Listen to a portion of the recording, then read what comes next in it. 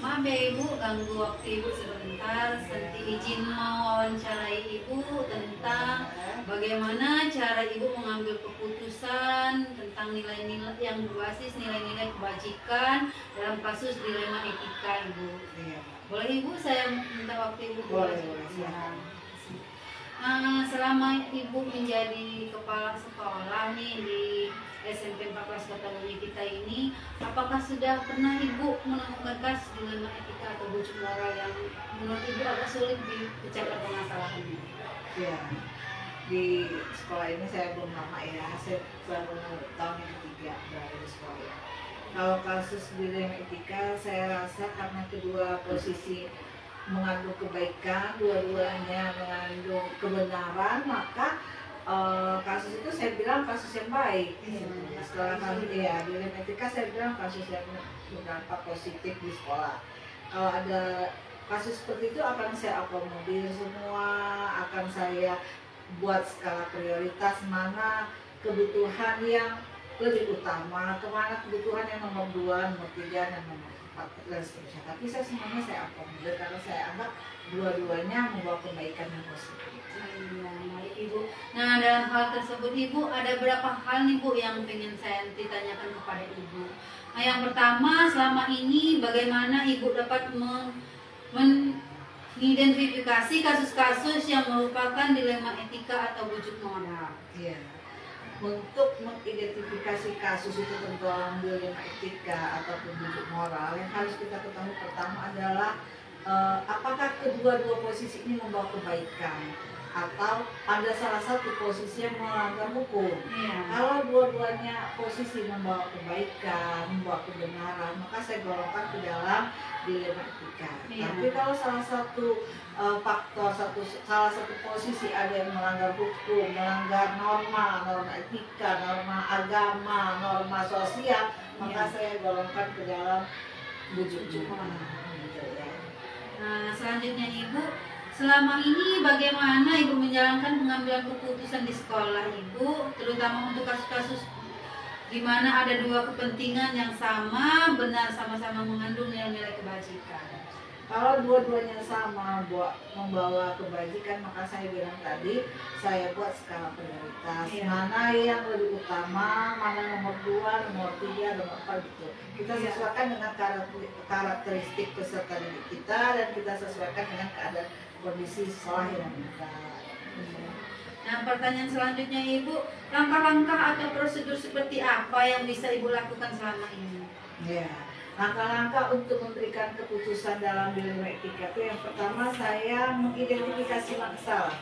Apa akar masalah ini? Apa sumber masalah ini? Kemudian saya panggil pihak pertama untuk menceritakan kronologinya, kemudian saya panggil pihak kedua untuk menceritakan kronologinya, kemudian saya cross check dengan pihak ketiga untuk mencari kebenarannya, entah itu sama rekan sejawat, entah itu wali murid, misalnya kalau dia perlu informasi dari wali murid, kemudian saya konfirmasi lagi dengan wali kelas, wakil kepala sekolah, guru-guru yang lain, pokoknya semua yang saya anggap bisa terlibat untuk menyelesaikan masalah ini, maka saya akan libatkan untuk mengambil keputusan yang terbaik. Pertanyaan selanjutnya Bu, hal-hal apa saja yang selama ini Ibu anggap efektif dalam mengambil keputusan pada kasus-kasus dilema etika? Hal yang sangat saya anggap efektif dalam mengambil keputusan jika keputusan yang saya ambil itu cepat, tepat, dan bermanfaat. Cepat itu tidak makan waktu yang lama, yang panjang, tepat dan bermanfaat untuk semua pihak. Pertanyaan selanjutnya Ibu, hal-hal apa saja yang selama ini merupakan tantangan dalam pengambilan keputusan pada kasus-kasus dilema etika? Ada tantangan yang terjadi sih dalam menyelesaikan kasus dilema etika. Misalkan saja pihak yang terlibat ini mengklaim dirinya yang paling benar, saya yang paling benar, saya yang paling baik menurutnya. Tapi kan kita ada kebijakan-kebijakan yang lain. Kita tidak bisa mendengarkan alasan dari satu pihak. Kita minta pendapat-pendapat yang lain. Itu tantangan saya untuk meyakinkan bahwa keputusannya juga harus mendengarkan keputusan lain, harus sinkron dengan yang lainnya, dengan semua warga sekolah. Misalnya dia mau mengklaim punya dia yang benar, tapi kita dengarkan dulu pendapat-pendapat guru-guru yang lain, wali kelas, guru-guru mata pelajaran, kemudian wakil kepala sekolah, kemudian bila perlu kita libatkan semua rekan sejawat untuk mengambil keputusan gitu ya. Ya, pertanyaan selanjutnya Ibu, apakah Ibu memiliki sebuah tata kelola jadwal tertentu dalam menyelesaikan kasus delima etika? Apa Ibu langsung menyelesaikan di tempat atau memiliki sebuah jadwal untuk menyelesaikan atau prosedur untuk menyelesaikan masalah tersebut? Kalau dalam menyelesaikan masalah, saya pikir nggak perlu kita buat jadwal ya. Setiap masalah yang kita hadapi sebaiknya secepatnya kita selesaikan. Untuk apa kita tunda atau berlarut-larut dengan masalah yang ada? Lebih cepat lebih baik. Jadi untuk saya tidak membuatkan jadwal tertentu. Kapan saya dihadapkan dengan masalah, segera saya atasi, segera saya tindak lanjuti. Ya, biar cepat, biar tuntas, biar selesai semua Agar tidak masalah. berkepanjangan ya, Agar Bu, ya. tidak berkepanjangan. Yang ketujuh, Bu, jika ada seseorang atau faktor apa yang selama ini mempermudah atau membantu Ibu dalam mengambil keputusan dalam kasus-kasus delima etika? Iya, faktor yang mempermudah saya mengambil keputusan apabila saya tahu persis akar permasalahannya.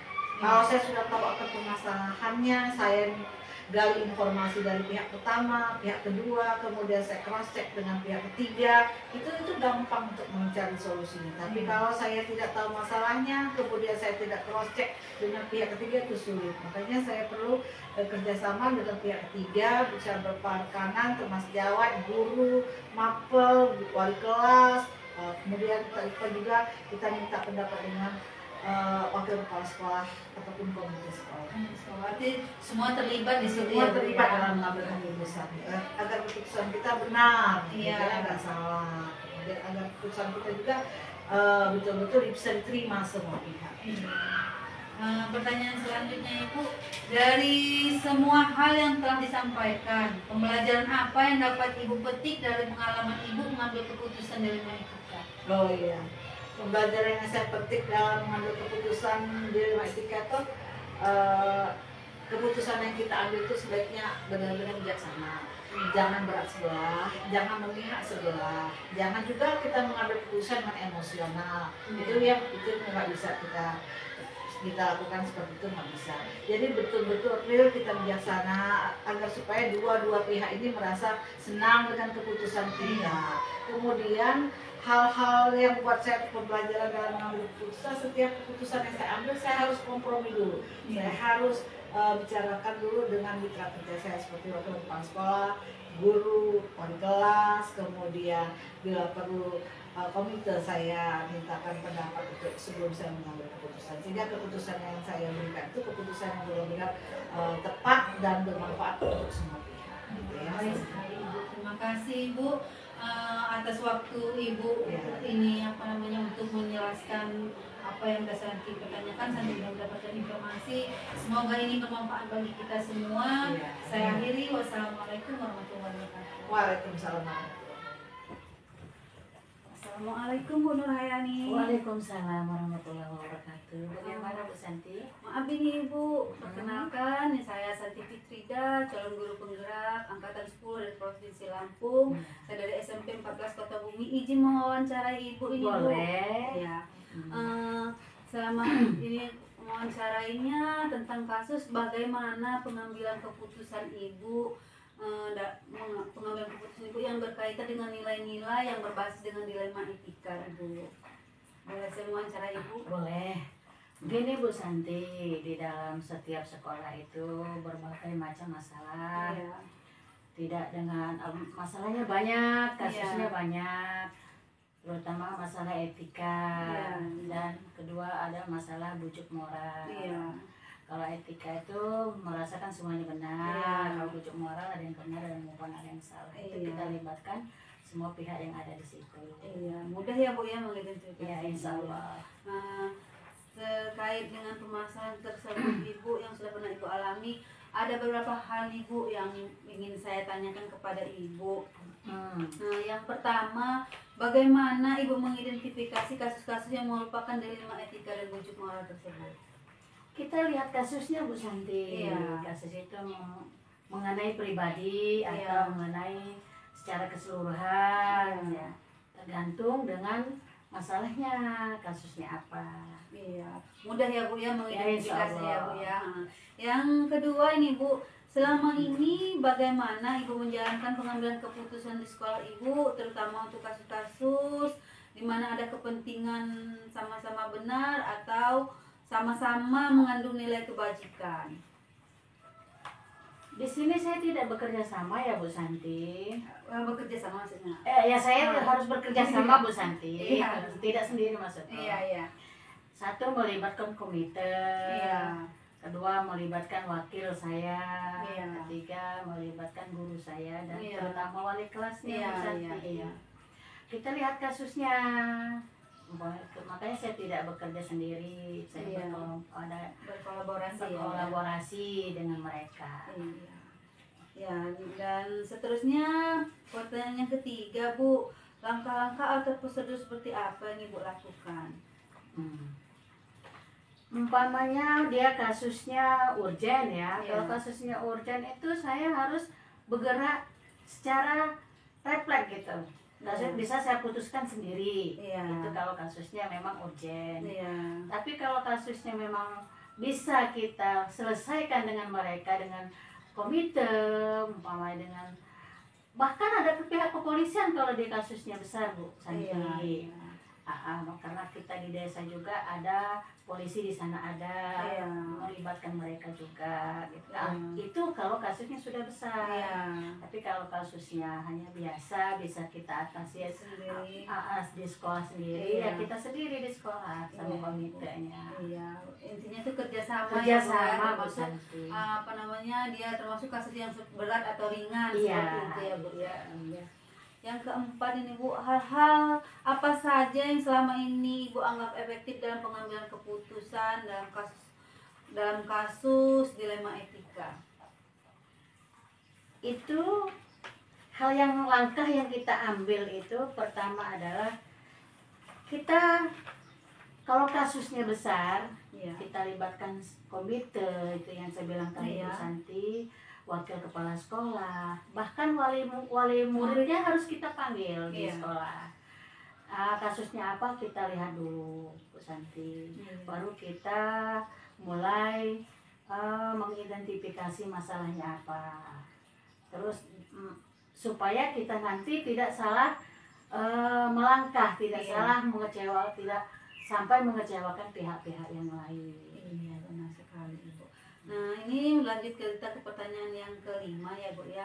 Hal apa saja yang selama ini merupakan tantangan pengambilan keputusan dalam kasus dilema etika? Ada nggak Bu kira-kira selama ini tantangan yang Ibu hadapi? Oh pasti Bu, Iya. terutama dari kasusnya itu kan, Iya. sesuai dengan kasusnya tadi. Misalnya kasusnya itu yang merasa benar semua umpamanya. Iya.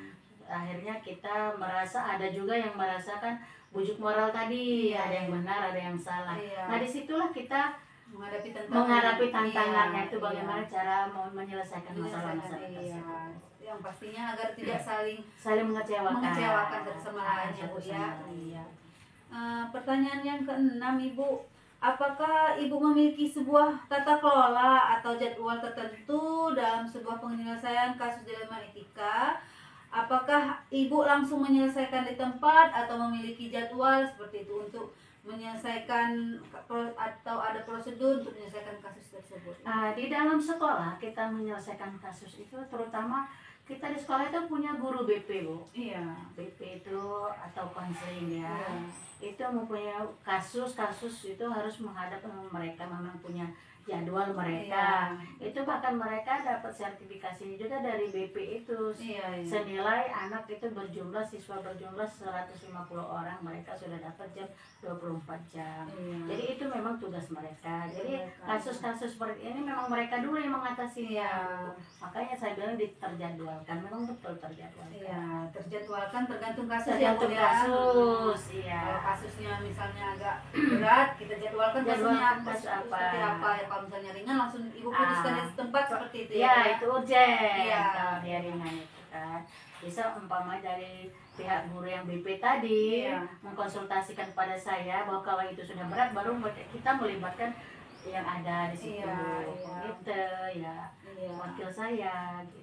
Pastinya langsung berkolaborasi dengan Iya, yang lain ya Bu ya, kolaborasi tidak Ibu dengan ambil mereka. sendiri keputusan Tidak. itu ya. Yang ketujuh ini Ibu pertanyaannya, apakah seseorang atau faktor yang selama ini mempermudah atau membantu Ibu dalam pengambilan keputusan dalam kasus-kasus dilema etika? Jelas ada, Iya. ya itu tadi kata saya Kata tadi, sejawat Ibu ya Bu ya. teman sejawat tadi. Iya.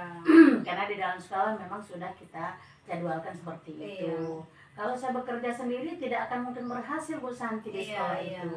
Maka saya melibatkan termasuk komite, wakil saya tadi yang saya Iya, bilang, iya. wali kelasnya, Wali kelas, BP, iya. gitu. Karena kasus itu bermacam-macam. Iya. Nah, pertanyaan terakhir ini Ibu, dalam semua hal yang telah disampaikan, pembelajaran apa yang dapat Ibu petik dari pengalaman Ibu mengambil keputusan dilema etika? Oh iya, Bu. Pertama dalam kasus yang terjadi itu Bu, Iya. harus dilakukan dengan pemikiran yang matang. Iya. Kita tidak sendiri. Iya. Jadi dilema etika maupun bujuk moral itu tergantung kasusnya masing-masing, itu perlu diselesaikan dengan ada yang keputusan sendiri, Iya. ada yang melibatkan mereka. Nah, ada yang secara kolektif Bu Santi. Iya. Dalam pengambilan keputusan saya harus memperhatikan kepentingan kedua sisi Iya. agar tidak menimbulkan gejolak yang berkelanjutan. Kelanjutan. Kadang-kadang kita udah selesaikan di sekolah, masih aja ada yang berkelanjutan di luar. Benar. Nah, dari itu jangan, bagaimana caranya jangan sampai mereka masih ada dendam di luar. Iya, harus Itu diselesaikan bisa. di situ ya. Bu, Harus ya. diselesaikan di situ. Iya. Bagaimanapun masalahnya, kita beres di situ, jangan sampai dibawa Nah, keluar. biasanya seperti itu Bu. Iya, iya. Apalagi kalau mereka yang namanya yang katak dalam tempurung kan Iya. macam-macam Bu Santi. Iya, iya. Mereka menguasai di daerah situ. Kan Iya, ada yang iya, seperti iya. itu. Iya. Tapi kita ambilkan bagaimana cara kebijakan kita sama mereka. Iya. Sering terjadi tuh Bu Santi. Iya, iya. Pastinya dalam kasus sudah biasa lah ya Bu ya. Udah Ya, biasa tersebut, itu. iya. Terima kasih banyak Oh, ini ya. Bu atas waktunya. Udah meluangkan waktu di waktu kesibukan Ibu, udah menyempatkan Ya. waktu untuk saya wawancarai. Terima kasih banyak ya Bu. Ya sama-sama Bu Santi, Iya. semoga sukses selalu ya. Ya, amin. Semoga kita Amin. selalu sehat ya Bu ya. Amin. Dan Amin. lindungan Allah Subhanahu wa taala. Amin, ya Rabbal Saya akhiri Bu. Wassalamualaikum warahmatullahi wabarakatuh. Waalaikumsalam. Siti. Waalaikumsalam.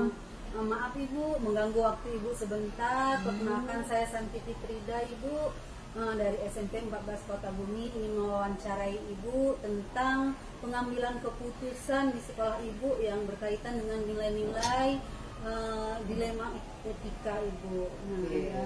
Selama ini apakah ada pengambilan kasus yang berkaitan dengan dilema etika yang sudah pernah Ibu alami di sekolah? Baik Ibu Santi, tentunya dari sekian personil guru di sekolah ini, tentunya diantaranya ada salah satu atau beberapa dewan guru yang kurang disiplin, ya, terutama mungkin ada masalah di dalam keluarga. Iya, iya. Nah, berkenan dengan permasalahan tersebut, Ibu, ada beberapa hal yang ingin saya pertanyakan dengan Ibu. Apakah Ibu berkenan, Ibu? Siap, saya. Terima kasih ya, Bu. Yang pertama, Ibu, pertanyaan yang ingin Santi ajukan kepada Ibu. Selama ini bagaimana Ibu dapat mengidentifikasi kasus-kasus yang merupakan dilema etika atau bujuk moral yang pernah terjadi di sekolah? Baik Ibu Santi, tentunya kalau untuk bujuk moral itu belum ada undang-undang untuk di pemerintahan, tetapi tentunya saya mempunyai pendekatan tentunya untuk etika seseorang guru tentunya di sekolah. Iya. Dan berkaitan dengan kasus tersebut tentunya sangat mudah untuk mengidentifikasi Iya. ya, Bu. Iya, terima kasih. Selanjut lagi pertanyaan saya yang kedua, Ibu, selama ini bagaimana Ibu menjalankan pengambilan keputusan di sekolah Ibu, terutama untuk kasus-kasus di mana ada dua kepentingan yang sama, benar atau sama-sama mengandung nilai-nilai kebajikan? Baik Ibu Santi, tentunya kalau kita misalnya suatu permasalahan, tentunya saya akan mengadakan pendekatan dengan personel atau guru tersebut. Saya mengenali apakah permasalahan yang ada atau apa yang dihadapi oleh orang tersebut. Pertanyaan selanjutnya Ibu, ini yang ketiga, langkah-langkah atau prosedur seperti apa yang pernah Ibu lakukan selama ini, Bu? Baik, tentunya saya selaku atasan dan tentunya saya harus ada komunikasi dan pendekatan dengan seluruh dewan guru. Nah, setelah kita ada komunikasi dan pendekatan, tentunya kita bisa memahami apa sih masalah yang dihadapi oleh guru tersebut. Iya, intinya untuk komunikasi itu sangat penting ya, Bu, sangat ya. penting sekali. Iya, lanjut dengan pertanyaan keempat ya Ibu ya. Hal-hal apa saja yang selama ini Ibu anggap efektif dalam pengambilan keputusan pada kasus-kasus delik etika itu? Baik, Ibu Santi, tentunya setiap personel tentunya ada permasalahan. Kemudian untuk kita mengasih kasus-kasus tersebut, setelah kita panggil yang bersangkutan, saya musyawarahkan dengan kawan-kawan ataupun seluruh dewan guru yang bisa saya ajak ngobrol.